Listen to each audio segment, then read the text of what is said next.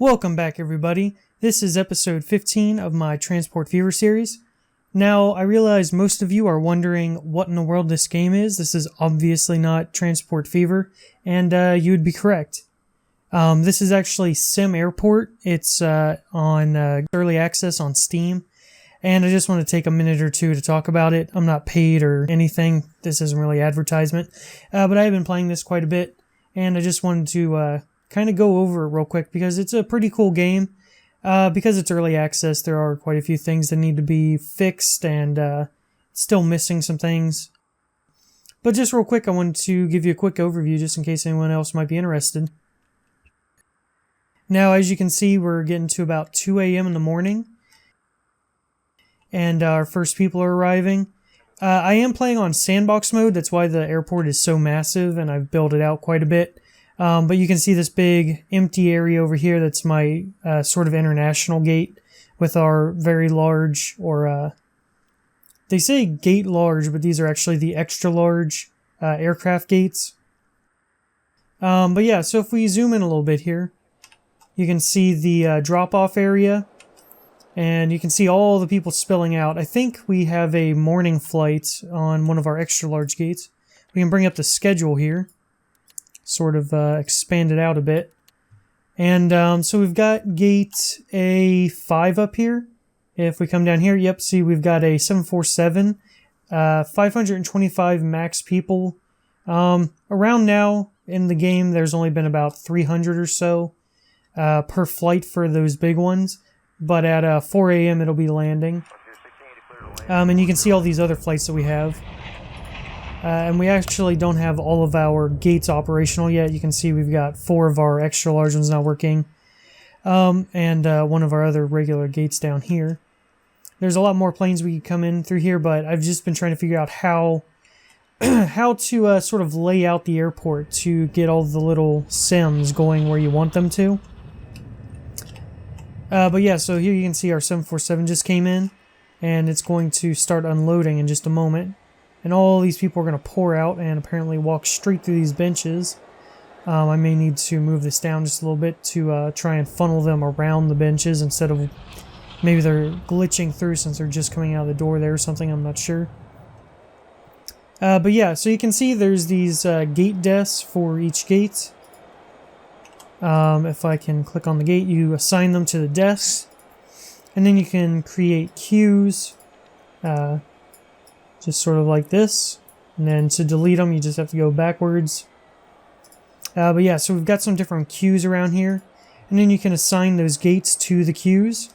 So if I were to click here, you can see that it's assigned to all of these. Some of them are coach only, and then we have some first class ones. And then we've got seating. We've got a couple offices up here that we needed. But yeah, so just real quick, come down here to the entrance. So I figured out that the drop-offs, and actually all of the zones here, they're very finicky. So if I were to take the ticketing zone here and do something like this and have a little stick-out area, all of the drop-offs would try to park right in front of this one little spot and let everyone off straight into there. So you don't want to have sort of an uneven line for things. So having the drop off on this whole area helps to spread it out. Helps to spread the buses and cars out just a little bit. But then also having the ticketing area straight along like this, having a straight edge, helps to space out the buses and things. Instead of them all trying to stack up on each other. They still do quite a bit, but yeah. Just something they need to work on. So then you have these little ticketing kiosks for people that aren't checking in bags. So that's actually what most of the people use. Very few people seem to actually check their bags in, except on the larger flights. But yeah, so then we got some queues around here just for the people to go into. They barely get used. Sometimes these first class ones that I have here will get used up, but the coach ones barely ever have anyone in them. So yeah, then they drop off their bags, and I guess I can show you the conveyor system, which needs a lot of work right now. So you have the conveyor belts that take from the ticket desks out here to baggage routing stations. Now, the biggest problem with this game is the people that come in, they don't really care where their gate is in relation to where the ticketing desks are. So people trying to get on this plane, they may, if for some reason their AI routes them down here onto the lower half of my ticketing area, they will drop their bags off here, and their bags will go all the way down to my routing stations on the other side of the airport. So then the baggage cars have to pick up the bags from there, drive all the way around to the other side of the airport, and put them on the plane, and vice versa. There's usually more problems with people coming in, dropping their bags on the international side of the gateway, and then they come down here and get on one of these planes on the domestic side, and then the baggage cars, pretty much almost every flight, have to drive all the way up here, pick them up, drive all the way back down. It's really annoying, and it really needs fixed. And then each routing station also can't hook up with other conveyor belt lines. So you have all these lines that can't cross over each other, they can't touch each other. So the routing for the actual conveyor belts gets pretty difficult. We've got the outbound there, and then the inbound has to go all the way around the outside, and then we've got them inside each other and little loop things, and it took me a while to get all this set up. It works okay, but like I said, people can't figure out which side to put their bags on when they're coming in through ticketing. So if I were to play this game more, I would have to probably put a physical wall down the center here, and then a wall all the way through security, I think. That way, when people get dropped off out here, if they're heading for the international terminal, their AI should force them pretty much to come up through the correct side for ticketing. Yeah, for both sides, and then they would go through security a little bit better. Because also right now with the security, mainly when you have, let me get them here, the metal detectors. So if I zoom in here a bit, so what you're looking for are the little light bulbs, the green and red. You can just see them here. So when it's in this position, the lights are on the right, then they're down, then they're left, and then they're down again. So the problem is you can't turn these metal detectors around the other way. So all of these down here are backwards. So when people come through the security, they get their IDs checked, they go to the bag scanners, put their bags on. But then when they pick up their bags on this side, they walk between the metal detectors. They go through on this side because they're supposed to go through on the side with the lights, and then they come back. So they do like a little loop around. And if I didn't have so many of them or such a wide open space, they would get bottlenecked on each other, as I've seen from other YouTubers. So yeah, that's kind of an annoyance that there's not a full 4 positions for the metal detectors. And there's something else I think that doesn't flip around. Oh yeah, the flight displays. As you can see, there's an actual display on it. And again, it only has 3 positions, so you can't put them against basically southern walls. They can't be pointing up towards the aisleway down here, and it'll actually tell you can't place them against the wall because the screen is hidden. So that needs fixed. Restrooms are pretty difficult to tackle. That's why I have so many small restrooms with just lines of toilets and sinks, because, well, first of all, there's no stalls or anything, but also when you have 400 people coming off a single plane, it's a lot better than some of the older versions of the game, but they would all just rush straight to the bathroom, and if they filled up a bathroom, then they'd go to the next one, then the next one, and then if all of these were to be filled up, they would come back here to these restrooms, or they may even go all the way around through ticketing, and If I had more bathrooms up here, they might go all the way through ticketing and then back through security just to get to a restroom. Stuff like that. It's really weird. Or was. It's not as bad now. You don't get the massive rushes for the restrooms. So these have been coping perfectly fine. Even, as you can see, I've got 4 planes here. They would have all just disembarked a few minutes ago. As you can see, there's a lot of people still in the baggage claim area. But yeah, that would have been, let's see, something around, well, that's actually not that many here. There's only about 250, 300 people that would have gotten off. But yeah, when I have all of these gates full and an international flight come in, you could be looking upwards of 1,000 people coming through the terminal all at once. But yeah, so that's been okay. I've got more queues here, but for the most part, people pretty much just ignore them, even though I have, if I can actually click on them, all the ID stands should be set up to the queues, but people pretty much just ignore them. They walk here to the entrance, they start to go in, and they just cut across and go through. But I've never actually had a line anywhere for security. So what you can see here, we've got 20, I think like 26. Yeah, 26 basically security points for people to go through is more than enough to handle when all 5 of these gates are expecting passengers coming in and an international flight, which is sometimes over 1,000 people coming in pretty much all at once.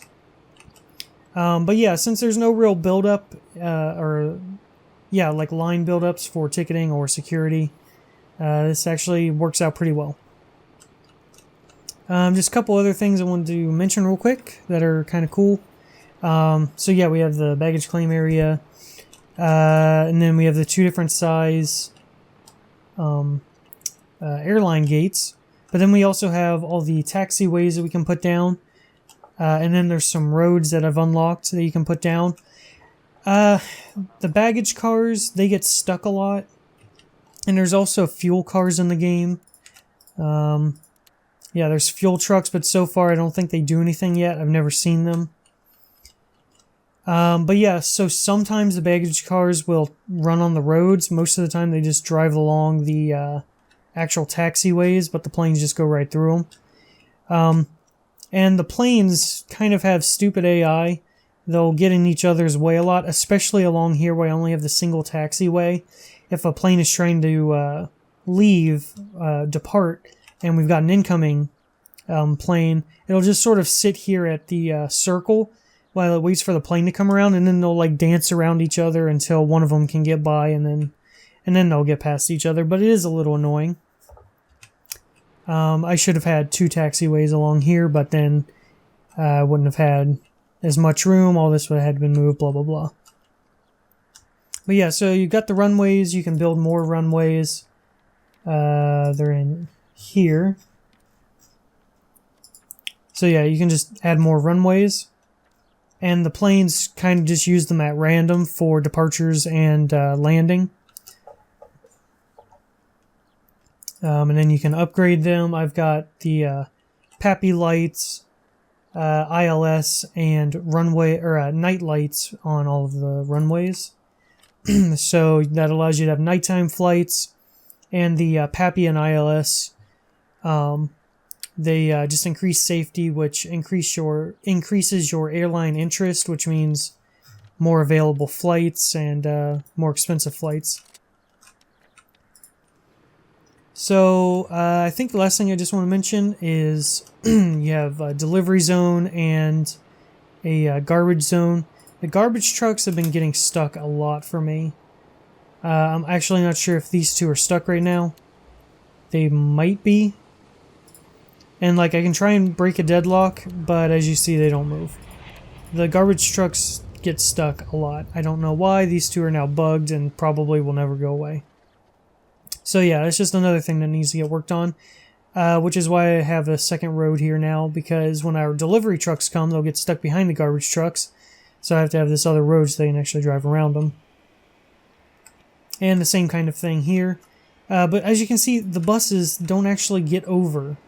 They like to do this a lot. they, well, pretty much all the vehicles, they like to park at a diagonal, and then they block all the other lanes, and just adding more lanes doesn't seem to help because cars are kind of stupid and won't just drive around them a lot of the times. So it's really hard keeping this flowing well, especially when you have a bunch of buses stuck here trying to pick up people, because if you just have a constant line of people coming out like this, the buses almost never leave until they're full, and I'm not really sure how much they carry, like maybe 200 people. Actually, it shouldn't be that much, like 50 or something, I don't know. But yeah, so they can end up blocking up these roads for a while, and sometimes it'll back up pretty far on this road. But yeah, so it's a pretty cool little game. It's on Steam in early access. I think it's about $20 right now. It may be on sale at this moment, I'm not sure. But yeah, so if you're interested in these sort of management games, or you liked Prison Architect, or have played, what's the new one? Another Brick in the Mall, which has, I'm pretty sure that has more problems than this at this point. But yeah, those type of games I kind of like, so yeah, if you're interested, check this game out. And we're going to head into a somewhat short episode of Transport Fever. I was actually away in China for a little over a week, and I didn't have any time-lapse footage because I didn't have that much space on my laptop hard drive to save any footage, so I'm just going to kind of go over what I've done since the last episode. Okay, so here we are back in Transport Fever. So not too much has been done, like I said, where I was in China and everything, but I do want to show off a few things that I have gotten done. So if we come in here to Hingham, you can see that I have gone ahead and updated it quite a bit.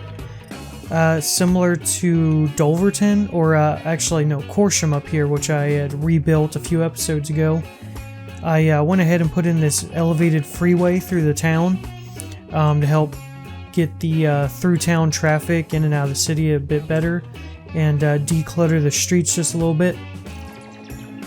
For the most part, I left the main area of Hingham untouched, just because it costs so much money to demolish all these buildings. And as you can see, we're just under $1 million right now, so we don't have too much money to play around with. Now, if I zoom in here a little bit on our sort of transport hub area of the city, you can see we come up sort of right to the side of this hill, and I tried to use the space as best as I could, or I guess as efficiently as I could. And I just realized that the warehouses are floating, but oh well, for the most part we're always zoomed out, so it looks okay from up here.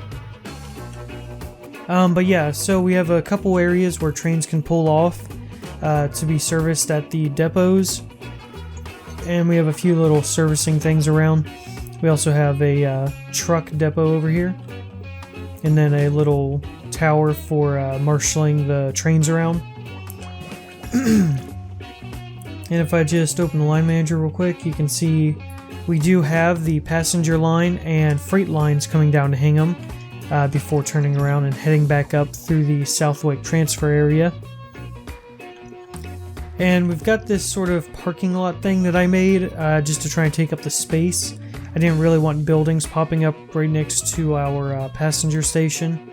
So I just sort of put these little roads in to try and make it look like a parking lot. And actually, I should probably take our car assets and just put a few in there. Let me figure out where those are at.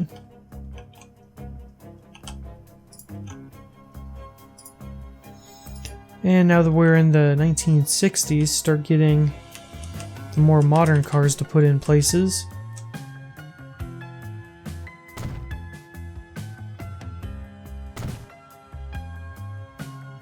So I'm just going to throw a few in here real quick.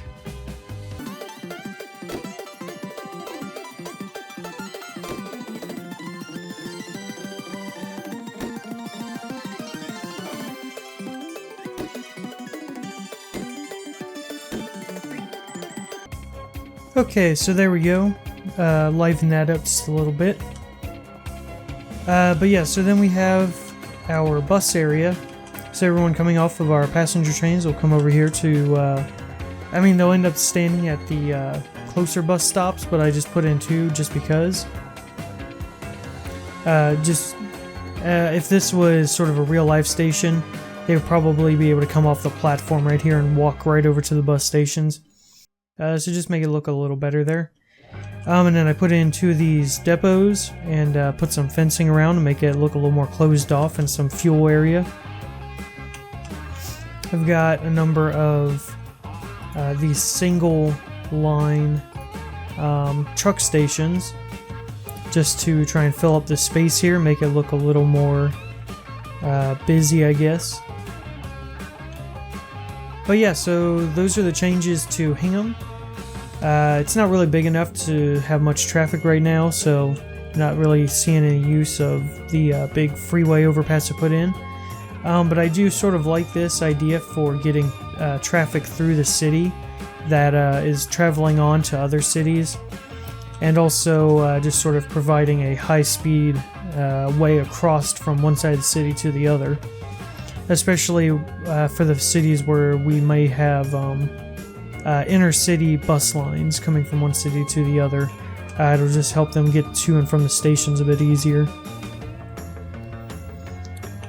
If we come over here to Margate, you can see I've not done anything to it yet, but I'm going to be upgrading it, or updating it, I guess, to somewhat mirror Hingham over here, but we're probably going to forego the train depot area, because as you can see, we're pretty tight in here to the foothills.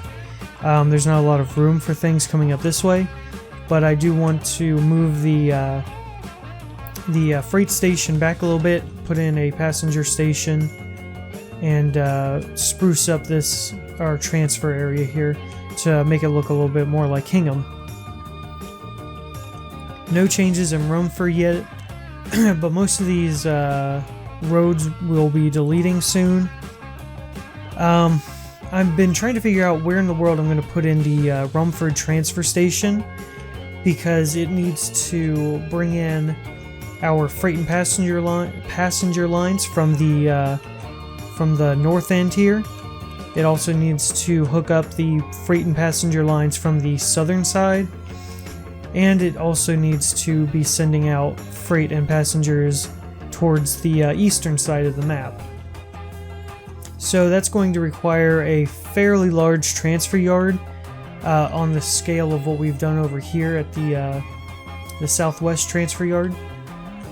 Possibly not this grandiose. Oh, and you can also see one of the mods right now has a texture issue. I'm not sure if it's the mod itself or if I just need to clear my texture cache for the game.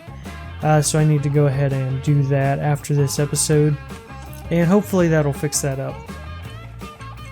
But yeah, so the Rumford transfer yard, we obviously don't have room for something quite this nice, but I do want to incorporate some of the same ideas. And yeah, I've got, like I said, I've just got some ideas for what I want to do down here in Rumford, but it's just trying to find the space for it all. We may try and put in a giant flat area just down here, but then these 2 industries sort of get in the way. And it's sort of the same thing over here. If we were to put it in, then these 2 industries are in the way, and we start getting into this foothill area, so it's a little tight, it's a little cramped. I even thought about putting it down here along the river, which actually we've got quite a bit of room if you look out across here. If we bring the road a little bit tighter to the shoreline, we might be able to fit a transfer yard in long ways here, coming towards Rumford. Again, the only problem is going to be we've got a couple industries here that may be in the way of our lines and of the transfer station itself. And in addition to all that, I have to try and figure out how, which of these industries I want to start using, because by the time our oil, well, it's the fuel actually that's being shipped down. By the time our trains are coming around all the way to Rumford, they pretty much aren't going to have any fuel left to drop off for Rumford, let alone going all the way over here to the east side of the map. So we're going to have to get probably this oil well here, and one of these two oil refineries hooked up to not only supply Rumford, but then also get put on the trains heading back to the south, back to the north, and off to the east. So there's quite a few things here that make this a pretty difficult little thing that I want to mess with. There's also this nicely set up iron ore mine, coal mine, and then steel mill right through this little corridor here. So I want to try and string those together so we can start producing steel, which can be sent over this way. We've got some good factories that can use that steel. And there's also a manufacturing plant around here somewhere, I think. Oh, maybe there's not. I thought there was one in this interior area. We've got one up here, looks like machine factory. Up here by Maltby. Actually, I guess that's the only one other than the one up on top of this mountain, which makes no sense. Yeah, so I guess actually our steel will be sent to one of these goods factories. As you can see, we have 3 of them. We'll probably only utilize 1, maybe 2. But yeah, so we'll have steel coming down here, and then probably getting passed up to Maltby to this machine factory. So yeah, there's a lot of things that I have to try and figure out where things are going to go. We also have the logs and the sawmill right here, so then they can kind of be put onto this same freight line for the coal and oil, or the coal and iron, and then those logs, well, planks, once they're manufactured here, need to get sent all the way down here to the good factory as well. That way then our steel and planks will be made into goods, then they'll get shipped back towards Rumford and off to the east, and there's just a lot to do. I also want to try and find a place to put an airport in. I'm thinking the only real area we may have room. Yeah, you can see how much this drops off here. We might be able to fit an airport in right around in here, or much more easily down in this valley here.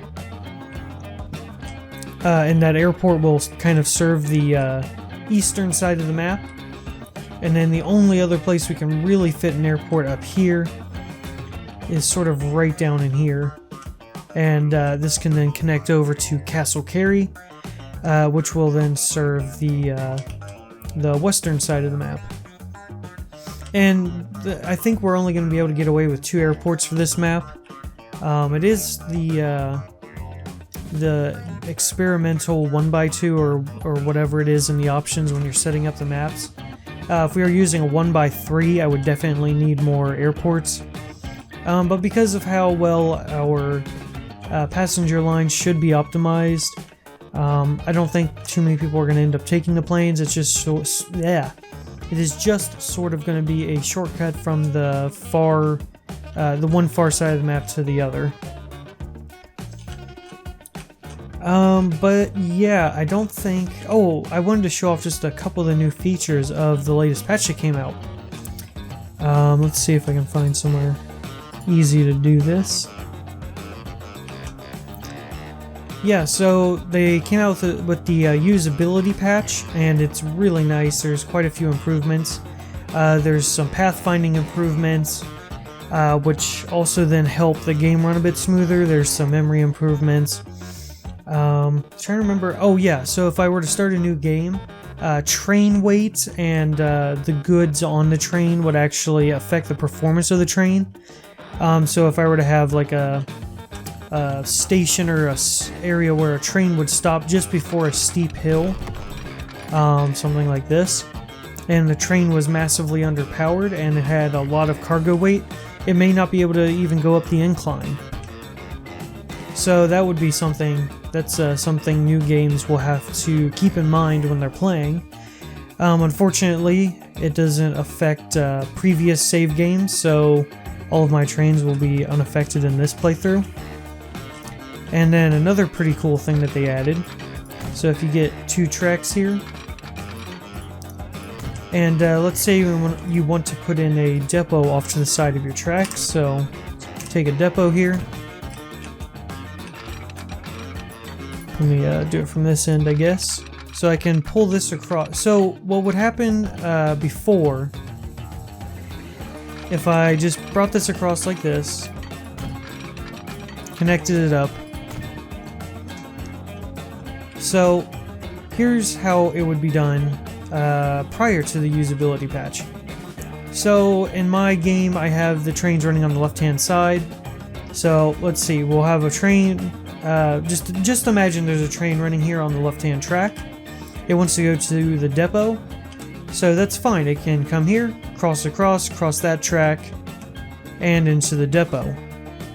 Now the problem that you would have originally was when you wanted to send trains back out of the depot, they wouldn't be able to get onto this left-hand track because they would have to cross over here, and there was no way for them to well, in the train world they're called double slip switches, which is what I'm trying to get to here. But a double slip switch would allow it to sort of go from this track coming from the depot and get shunted onto this left-hand track. But before the usability patch, that wasn't a thing, so it would only be able to roll straight over onto the right-hand side track here. And then if you had that set up as a one-way, it would get stuck and all kinds of things. So yeah, what you would have to do before the patch was take another line and do something like that, just so it would be able to get onto the left-hand side of the track as it was leaving. But what the usability patch has done is it's gone ahead and added double slip switches to the game, which is pretty cool. So as you can see, when you have this sort of X configuration of tracking, you can highlight it, click it, and it'll say double slip switch. If you hit yes, you can see it adds a bunch of new little shunting mechanisms. So without and with. So what that'll allow it to do, as I was saying, is if you had a train coming out of the depot, it would hit the switch and get shunted onto the left track, or it could follow through and go onto the right hand side.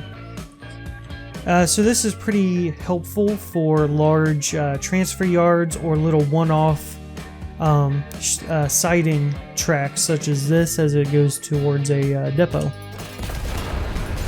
So pretty cool little thing, something I didn't really know about before the patch came out. I didn't know that those were really a thing, although it makes a lot of sense. So yeah, that's just that's something that's helpful now. So that means we don't have to have these double crossover tracks as much, although I still kind of like them, so I will probably keep them in for the most part, except for areas where the double slip makes more sense. And just to show off one of the few areas where I have used them, if I come down this way, yeah, right here. So I've got a double slip switch here, which this is kind of a mess. These lines coming in and off of the main line through here. I kind of want to come back and revisit this and clean this up a little bit. But in order to do that, I think I'm going to need... yeah, I think I'll have to look up how real-life train tracks sort of shunt off for big transfer yards like this, to figure out how exactly I want these done. But it's running okay for right now. But anyway, so we've got our double slip switch right here. So we can have our trains coming down from the north, running on the left-hand side. And they can come in here. They can also, which this should be not a one-way. Or, no, that's the wrong track. That's a one-way. This should not be, because it doesn't really need to be. Which reminds me, I need to also make this a double slip over here now. So I think I can grab it from there.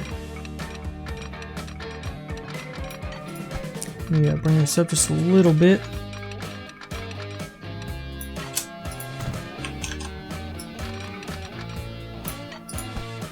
A little too close.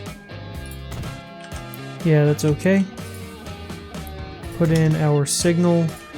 Put in signal for the track. Ooh. Need another signal there. Yes. Yes, one way. And double slip. Okay, so what this allows me to do, which I need to double check my lines. Okay, I want to make sure nothing got put onto that. What this allows me to do, although I won't actually use it for any of my lines, I don't think. But if this were a real transfer yard, you'd have this area where trains could go just to sit if they needed to. But with double slips on both ends, we can have our trains come down here on the left-hand side, come across here, double slip onto this siding line, going up through here, and then down this way, and it could sit on this siding if it needed to, and then back onto the track there. Same going the opposite direction. We're on the left-hand side, coming going north. Double slip onto. I'm sure that's not the. I should just be saying shunting, but anyway, shunt onto the siding line here, and it can wait, and then come back this way. But because I did add that double slip switch here, I had to add a waypoint in order to make sure my trains were going to stay on the left-hand side all the way into the transfer yard sorting area. But of course this train started going the wrong way, so hopefully one of these will yield and they'll get out of each other's way, and then everything will be okay. And then I think that's pretty much going to be it for this episode, except for one final thing. Because it's 1964, we've unlocked the BR-37, I believe. Let me find, yeah, the BR Class 37. And now this is sort of the quintessential European, like 60s, 70s, well, I guess it'd be more in the 70s you'd see them, but 70s, you know, diesel locomotive that I was talking about a few episodes ago. Sort of that blue and yellow look. I think they're really cool looking, and I'm really happy that they're available now. I think they actually unlocked in 1962, but again, we didn't have too much money, but I was able to finally purchase one. And we're going to go ahead and just watch it roll out a little bit here. It's going on to our Train Freight Southwest line, so it'll be coming down through all of this. Going past all of the transfer yard, all the sorting areas. Should be a nice little ride. So we'll just watch it for a few minutes, and then I think that's pretty much going to do it for this episode. Oh, and yeah, one other thing I did forget to mention.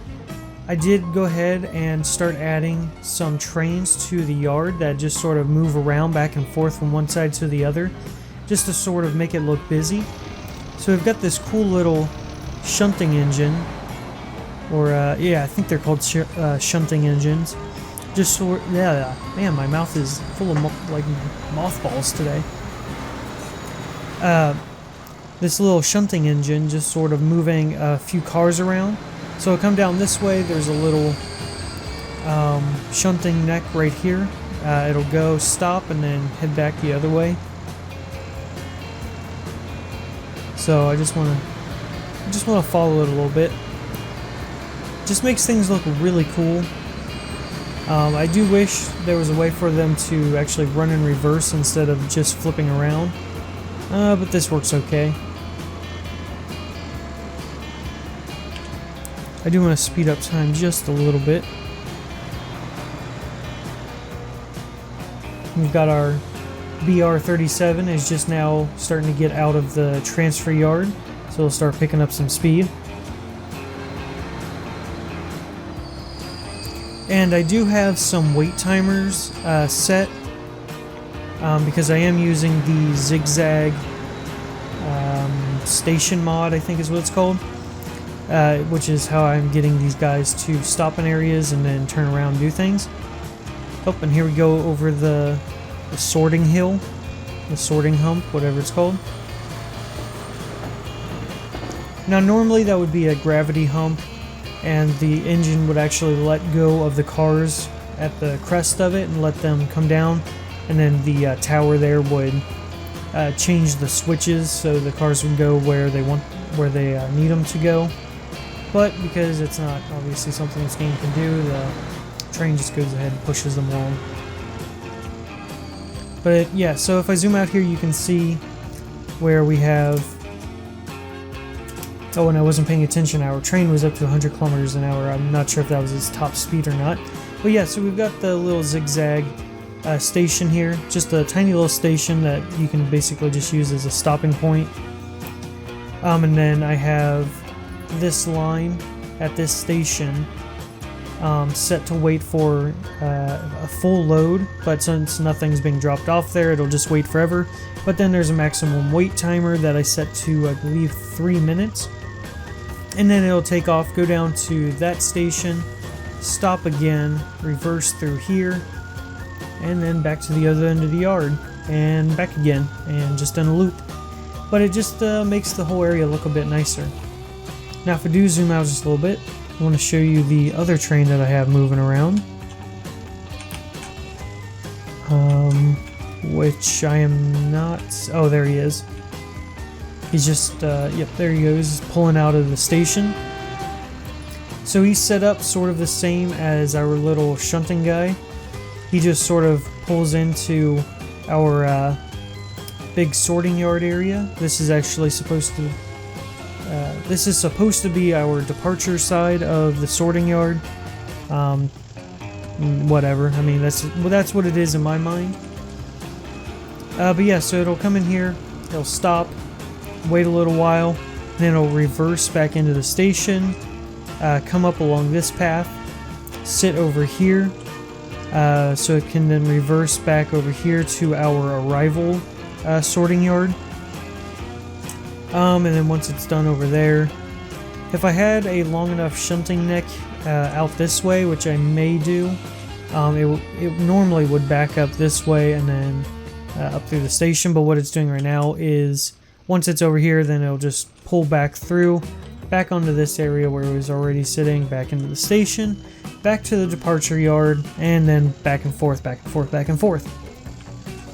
Like I said, it's just sort of make the transfer yard look a little bit busier over here on these wide open areas. And I did not realize that we had such weird humping going on with the track, because when I originally set all this up, I used the big terrain things that I have from a mod, these, to make sure the ground was perfectly flat through this whole area, but apparently I must have missed something here, because this is really bad. I'm gonna have to redo this pretty soon. In the next episode I will definitely have that fixed, because that looks pretty awful zoomed in there. But yeah, so that is pretty much gonna do it for... Yes, I know that's not connected. I was starting to figure out how I was gonna have the train set up over here in Harrow. In Dulverton, pretty much if I'm gonna fit in the passenger and freight lines, I think I'm gonna have to demolish a lot of the town, sort of like I did with Corsham. So that's gonna require probably a couple $100 million to redo all of it. I might be able to get away with $100 million, so not sure when I'm gonna have the money to do that. But anyway, that is for next time. So that's pretty much going to do it for this episode. If you liked it, hit that like button, subscribe if you want to, share it with your friends, and I hope to see all of you in the next episode.